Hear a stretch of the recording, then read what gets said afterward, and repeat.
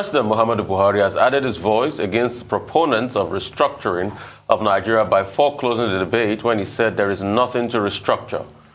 Buhari said this during the launch of Kudrat Abiola Sabongari Zaria Peace Foundation at the Ahmadu Bello University, Zaria.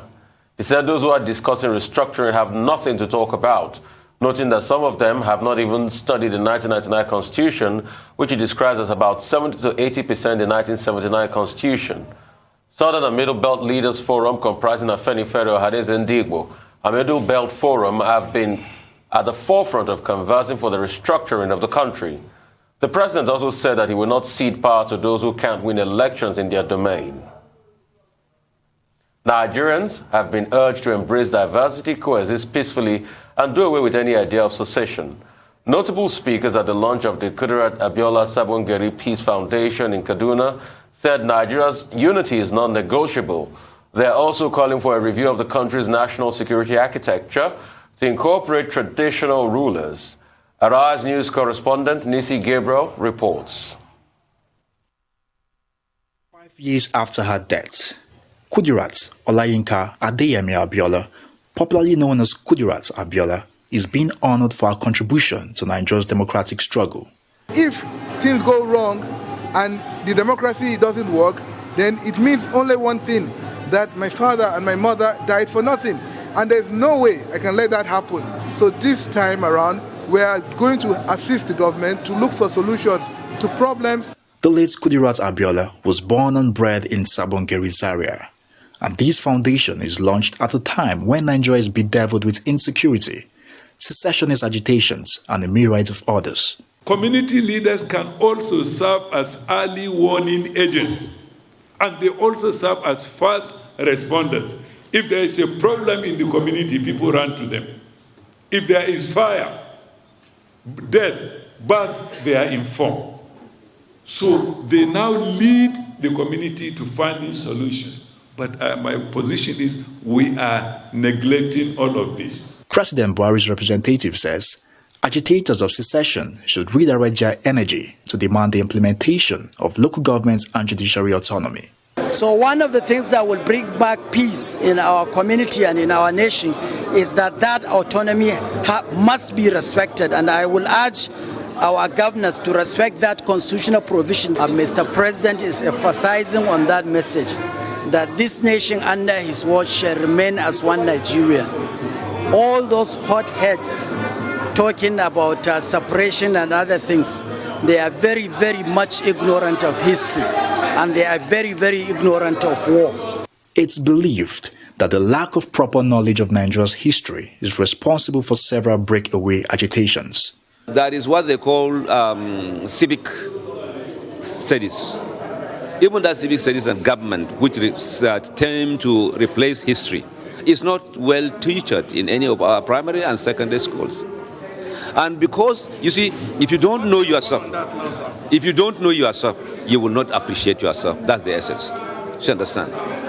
We know what Nigeria is and why Nigeria came to be as it is today. All these problems that we are facing would be reduced to nothing. There are calls for Nigerians to embrace unity and eschew tribal differences.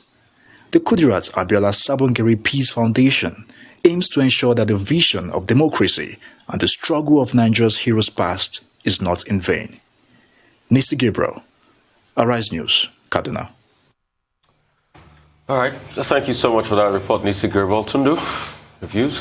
Well, I think we're seeing an emerging trend of a more expressive president. He's been a lot more open, whether or not that openness is greeted with dismay, because I think this is a very dismissive statement that was read at that event on his behalf. And talking about how the 1999 Constitution, well, seeming to imply that it has legitimacy because it's 80 or 90% adopted from the 1979 Constitution. That's frankly beside the point. Even the 1979 Constitution is flawed. That's not what we're saying. And all of this would be an opinion, would be a position that the president has taken, if not for the fact that restructuring was a part of the APC manifesto. I actually personally hate repeating myself, and I'm sounding like a broken record on this show, because you must completely adhere to what you have promised the electorate in your manifesto. You do not get to cherry pick what you have promised. It is a contract, a political and a social contract. And I'm going to read exactly what that manifesto says. It says, APC promised to initiate, in quotes now,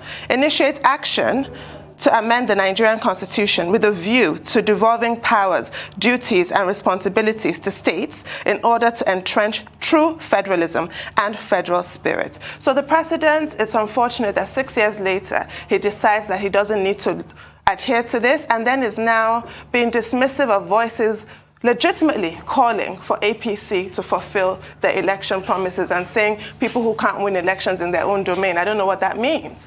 It's actually very discouraging. The 1999 Constitution is a military enactment. That is no foundation upon which to build a democracy. And we can see it. This is why our former generals, former military dictators, are quite comfortable to remove their uniform and don an agbada and become presidents in the Fourth Republic, because it's all too familiar. It also protects the military legacy of a highly centralized government. And this is not working. We can all see it is not working. It's most discouraging that the president would say this at this time. Well, public opinion is an important part of the democratic process. When the leaders in a democratic dispensation disregard public opinion, then they lay themselves open to the accusation of autocracy. And therefore, it is not surprising that over the weekend, the Christian Association of Nigeria has had to accuse President Muhammadu Buhari directly of autocracy, what they call democratic autocracy. I don't know whether you can use democracy in the same phrase with autocracy. That would be an oxymoron. And what is clear is that there is an emerging trend of intolerance of opposition views, of other people's views, and I do not see how you can run a democratic system without listening to the people. Only last week, our Southern and Middle Belt Forum leaders had a meeting. Ohaneze was there, Afenifere was there, the Middle Belt Forum was there, Pandef was there, and their major conclusion at that meeting, and they've been consistent in that regard, is to insist on restructuring and the need for a people's constitution for the people of Nigeria. In other words, a new constitution.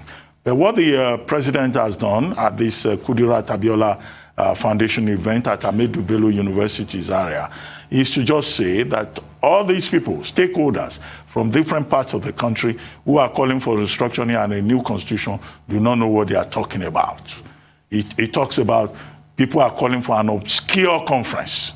In other words, the president is telling us invariably through his spokesperson at that event, Executive Secretary of the Revenue Mobilization Committee, Shehu Bello, that there's no need for any dialogue. He also said whoever wants to say anything should go through the representatives in the National Assembly, and that no government is going to allow people who cannot win elections, who have not even experimented with partisan politics, to be the ones who will determine the direction of the country. The irony, however, is that the same APC, which the president leads, promised Nigerians restructuring. The same APC set up a committee led by El Rufai to look into the necessary details. And here we are at this point, the president, the leader of the party, the ruling party, repudiating what his own government promised Nigerians. And he has been very consistent in that regard, and that is what Nigerians should really worry about. That you have before you a government that is not interested in public opinion, and that says our way is the only way. Now, that shouldn't be the way forward. I wouldn't be surprised if we're told before the end of today that Bello Shehu went before his brief and that he wasn't speaking for the president. He probably was reading the wrong script. Okay. Don't be surprised. As always. If we're told that. As always, that's always the script anyway. No pun intended, but thanks so much, Dr. Batian Tundu. That's all the news headline. We'll take a short break now. When we return, we'll have Rotus Odiri, Michael Wilson, Aaron Akirjala, Adesu Omora to give us updates on Africa, global business, COVID-19, and sporting activities across the globe. Stay with us.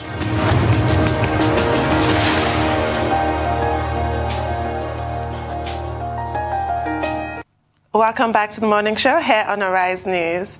Our dependable Rotus Odiri is here to give us an African business update. Over to you, Rotus.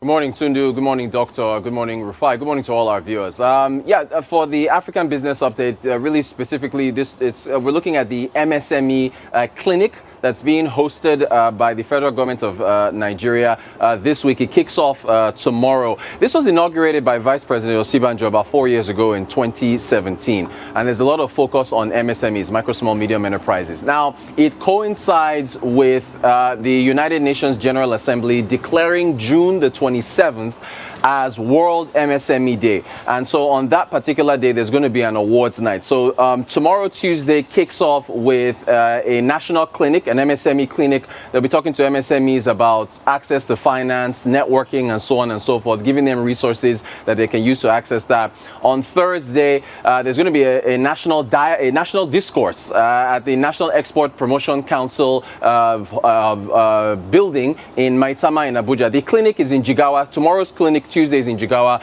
Thursday's national discourse is going to be in Maitama. And then there's a MSME fashion display, fashion show on Friday. Miriam Katagum, who is the Minister of State for Industry, Trade and Investment, she's going to be there. Dolapo Osibanjo, wife of the Vice President, she's going to be there as well for the fashion event. And then on Sunday, we're going to have the MSME Awards, which coincides with World MSME Day.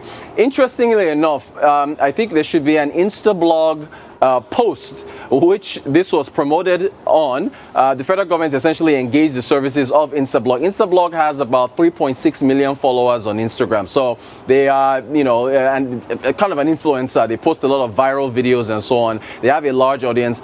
It's interesting that the federal government engaged them. If you think about what's been going on with Twitter and the fact that the federal government isn't on there, in years past, they've promoted this on Twitter as well. So they've lost as many SMEs or MSMEs that they could have reached via Twitter in order to promote this event. Also, it is going to be interesting to see exactly what is discussed at the national discourse on Thursday, whether or not social media and how MSMEs utilize them will be discussed at all. So it's going to be interesting. We'll be following it all week and seeing how that goes, if it will be a scripted event or whether MSMEs will be allowed to speak freely during that national discourse to see what talking points are touched on.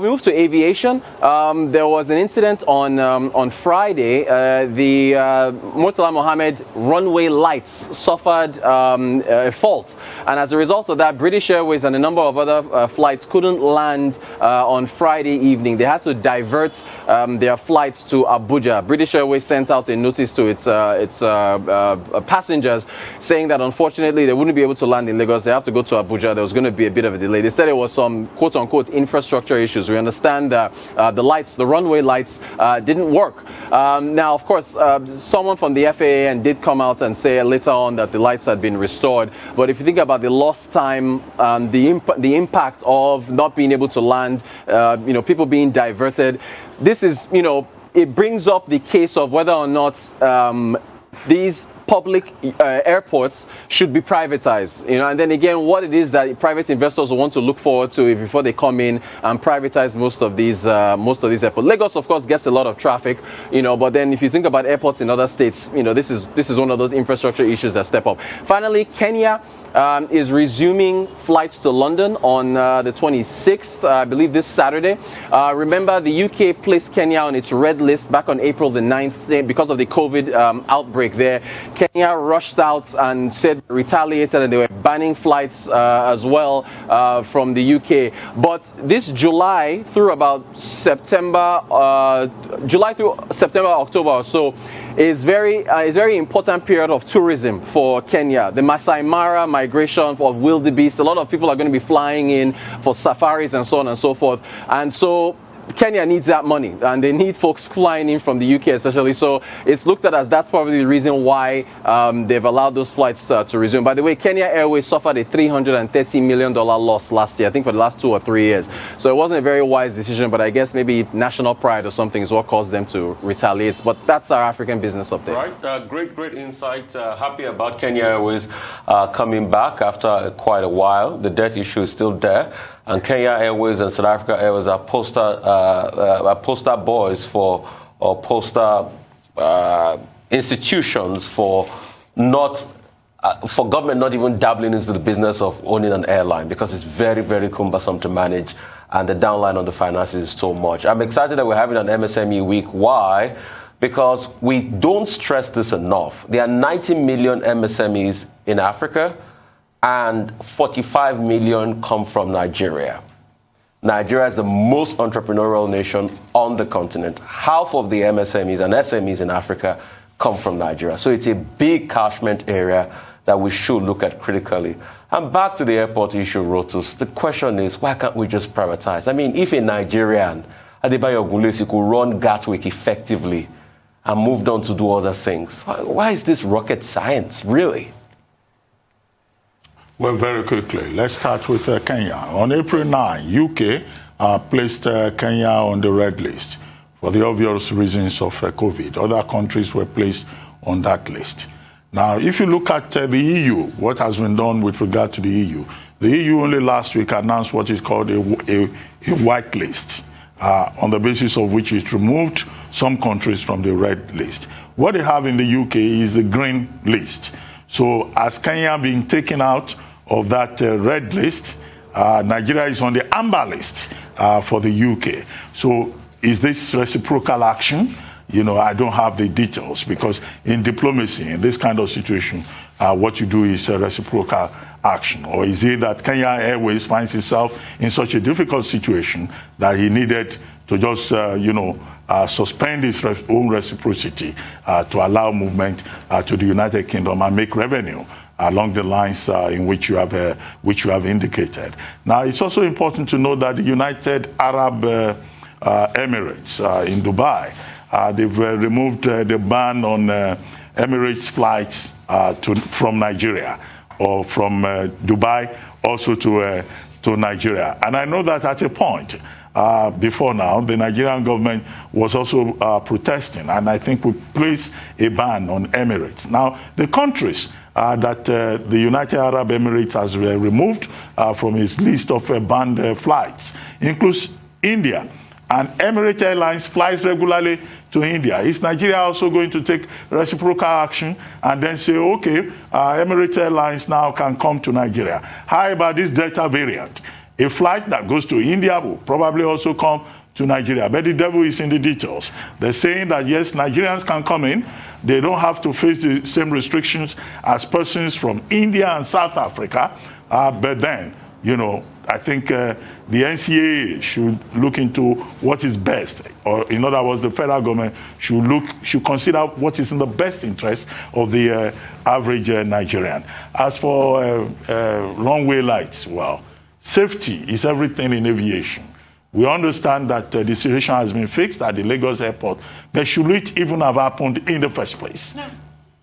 Thank you, Rotus. I'm going to encroach into Mr. Efeni's territory for a second here. And the cover of this day says, government operators move to end $2 billion aircraft maintenance capital flight. So that day that you're talking about with privatizing airlines might come eventually, because this has been in the offing for years. People have been talking about this capital flight for years, and finally action has been taken. But you also refer to the Kenya situation and the price and the lengths that people will go to pay for national pride. Perhaps the Nigerian government thinks it's really beyond the pale to privatize our airports. We don't even have a national carrier. I don't know.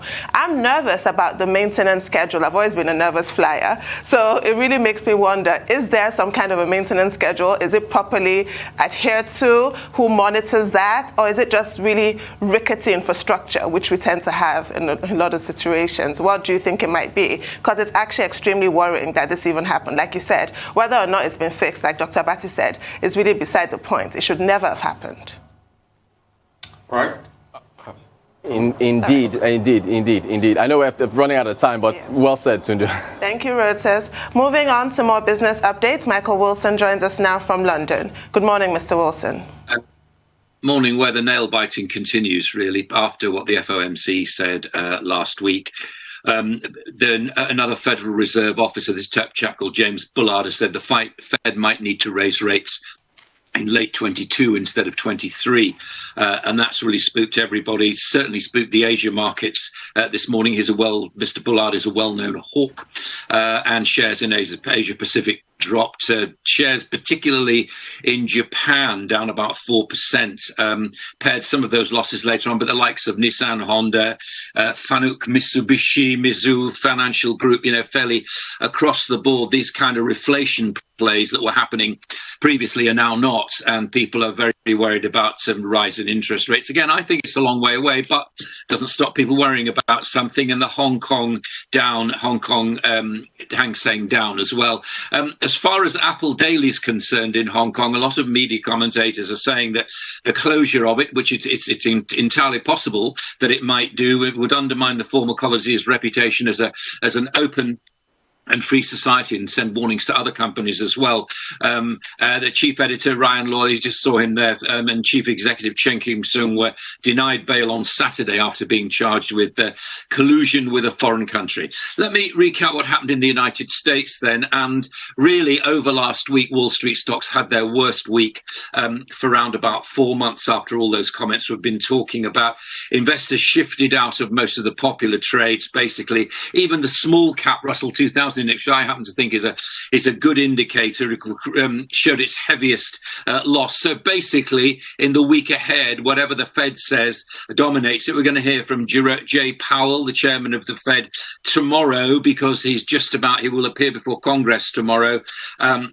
And there's also some key inflation data out this week in the United States. It's their preferred inflation measure. It's called the Personal Consumption Expenditures Inflation Index. It sounds a long name, but it's what they prefer to measure inflation, and that's out this week. As far as Europe's concerned, here's an interesting one. Angela Merkel, her heir apparent, chap called Armin Laschet, who's a front runner to succeed her in the elections, is actually saying that it would be best to have cooperation with China as a partner, particularly fighting climate change. Also called for Russia to be brought out of the cold, to have a sort of sensible relationship with that as well. And the election in Germany is 3 months away. UK travel bosses are revolting, are talking about various lists being drawn up and so on. It's still amazingly unclear. There's a day of action on Wednesday. Will another summer be lost to COVID-19? Probably will. Europe's biggest airline, Ryanair, Manchester Airports Group last week said that they were going to take legal action against the government to try to ease what's going on as the profitable season ebbs away. Public health experts here are warning that there's probably more misery ahead. France is lifting further restrictions and curfews as we speak. Our fourth largest supermarket, Morrison's, has fended off a private equity attack. It employs 118,000 staff. It said that the offer from has significantly undervalued it.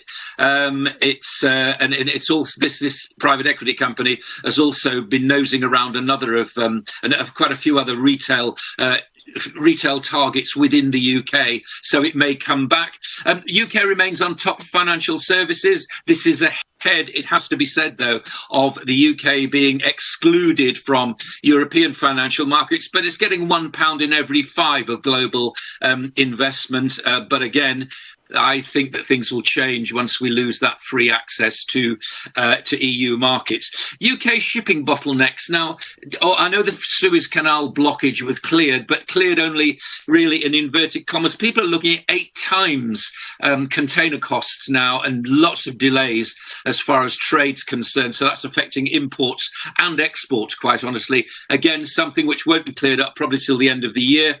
And finally, as far as commodities are concerned, oil edging up as Iran talks sort of stutter. Basically, is that going to come back on the market or not? We don't actually know. Remember, they've had an election of a hardliner as the president of Iran, who's felt to be an heir apparent to Ayatollah Khamenei, who's a supreme leader in Iran. If that happens, things will change massively. And finally, gold. Finding sort of support about $1,773 an ounce. That's what I'm looking at right now. But it's not moving on, and it won't really move until we've had more scares about inflation, which could, of course, happen as early as the middle of this week. Back to you. Well, the Office of National Statistics in the UK is reporting that between April and May, retail sales fell by about 1.4%. It will look like, despite the gradual easing of restrictions, consumer spending appears to be weak. Online sales have also, dropped.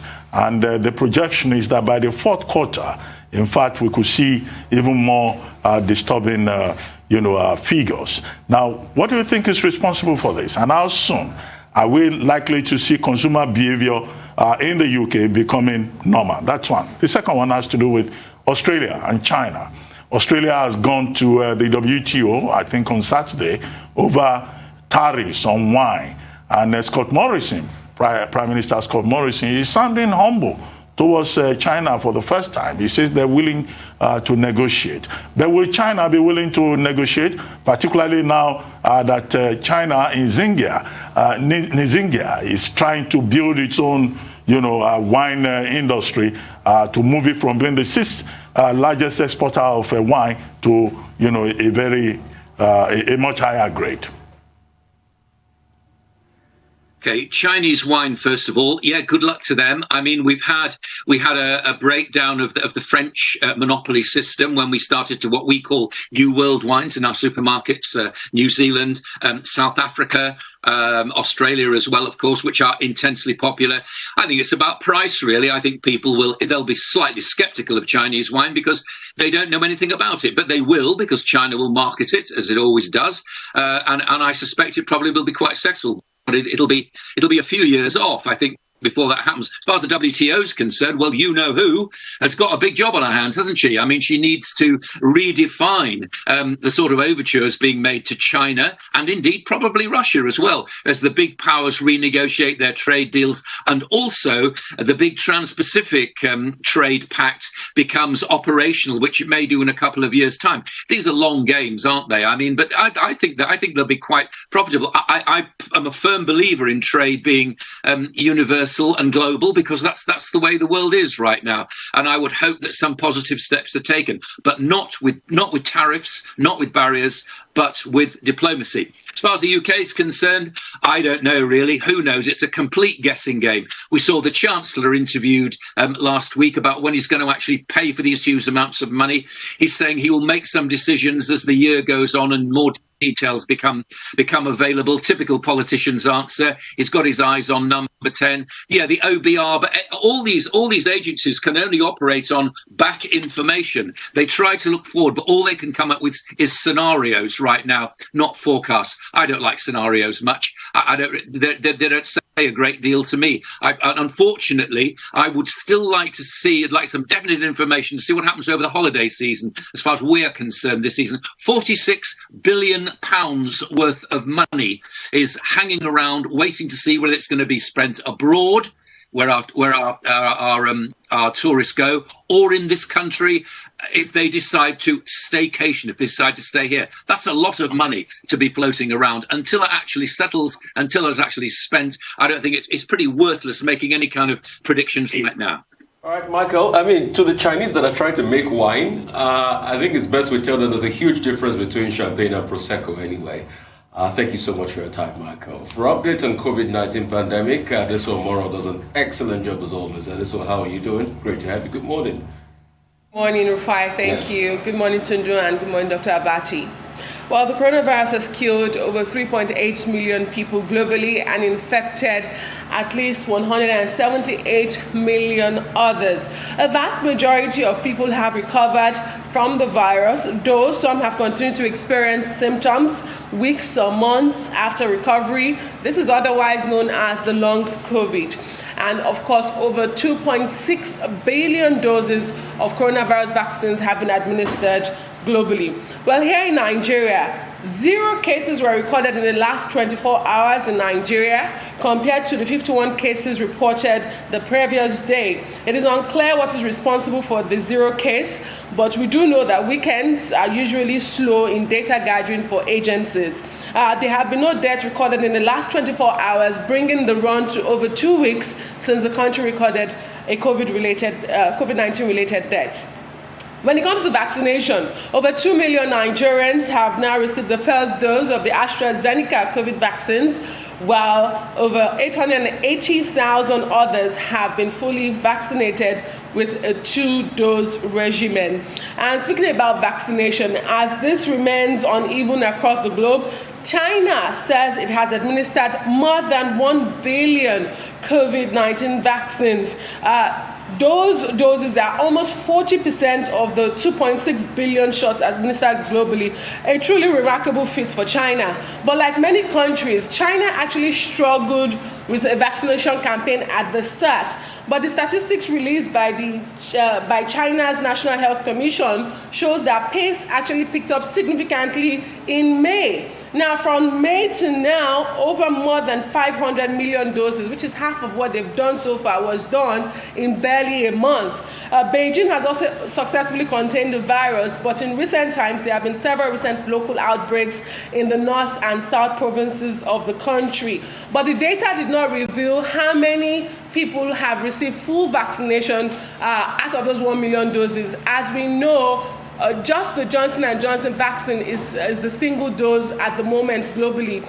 So most of the vaccines in China are all double doses. And so there's no data to show how many Chinese are actually fully vaccinated. But the country hopes to reach 70% vaccination by the end of this year. Now, elsewhere, thousands of Brazilians returned to the streets over the weekend in protest against the response of Jair Bolsonaro's administration to the pandemic, which has now killed over 500,000 people in the country. This is second to the US, which just surpassed 600,000 a couple of weeks ago. Brazil has now recorded over 500,000 deaths. Now, the second day of demonstration in more than a score of cities comes in less than a month, of course, and a week after Bolsonaro himself led a massive motorcycle parade of supporters in Sao Paulo, where he was eventually fined for not wearing a mask.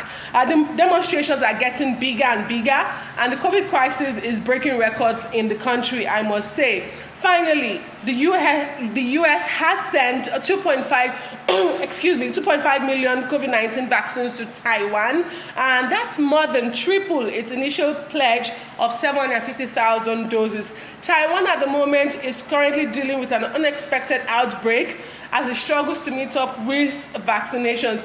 US officials have said once again that this is not tied to any political or economic conditions. Well, let's start with China. Good news to hear that China has been able to administer over 1 billion doses. The population of China itself is about 1.4 billion people, the most populous country in the world. 40%, the projection is that 40% of the population will have been vaccinated this month, at the end of this month. About a month ago, it was 500,000. And within a month, China has been able to ramp up its immunization program. So in that regard, we see a leadership that is very enthusiastic about immunizing the people. China is hoping that this year alone, it will produce additional 1.3 billion vaccines. So, okay, all of these good stories. 4 vaccines being administered in China. The CanSino, the two Sinopharm vaccines, and then the Sinovac. All of them, in terms of effectiveness, in terms of efficiency rates, less than what you will find with Pfizer, with Moderna, and even AstraZeneca. But there's been a massive rollout. But I think the major challenge should not be about celebrating what China has been able to do in spite of its huge population. What is China doing with regard to vaccine equity, with regard to global solidarity? I know that China has donated vaccines to some countries under what it calls a vaccine fellowship program, under what has been described as vaccine diplomacy. But is it possible for China to do a lot more in that regard, along the lines of the sentiments and commitments, expressed at the G7 summit recently in Cornwall? Yes, China can be safe, it can protect its people, but as we always say, nobody is safe until everybody is safe. As for Bolsonaro, we discuss Bolsonaro regularly on this program about the failure of leadership that he represents. But I previously on this program, I cited the example of Collor de Mello, when Brazilians rose in unison against former President Collor de Mello, and they pushed him out of government. What's his name? Jair Bolsonaro is operating as if he's an island unto himself. But the people of Brazil are waiting patiently for the elections in 2022 with Bolsonaro's performance rating so low because of his response to the COVID pandemic. They are hoping that Lula, former President Lula da Silva, would be their favorite in the next general elections. It looks like he will. I want to talk about Taiwan and what they've been through. You'll recall that Taiwan initially was praised for keeping the pandemic under control, which is another, reminder about avoiding complacency in this issue. But Taiwan and China's strained relationships is also part of the problem. They have, accused China of blocking various foreign vaccine deals. So America coming to their aid in this fashion, it actually goes beyond the regular vaccine diplomacy. They're so grateful to America because you're aware of how China feels about Taiwan. In fact, China actually offered Taiwan some of their China-made vaccines and Taiwan rejected them. I wonder why. Taiwan is citing that they cannot trust the efficacy of Chinese vaccines. You're right, Tundun. China actually offered to send those vaccines, much-needed vaccines to Taiwan, but Taiwan declined. Yeah. And I think China should even start, if they want us to trust the efficacy of their vaccine, they should start by telling us what happened at the Wuhan lab in the first place. I mean, the world has a right to know what happened. But amidst all of this, I want to call on Nigeria to do something. We can start creating our own vaccines here. It is possible. I'm hearing of so many funding, MasterCard Foundation and the likes. We need to set this thing up once and for all. I'm saying this on the heels of what happened over the weekend. The Cuban vaccine, with the poverty in Cuba, Sombrero, promising signs, third phase, 62%. I mean, if Cuba can do it, why can't Nigeria do it? I mean, that's the big question I keep asking. And there's a lot of money.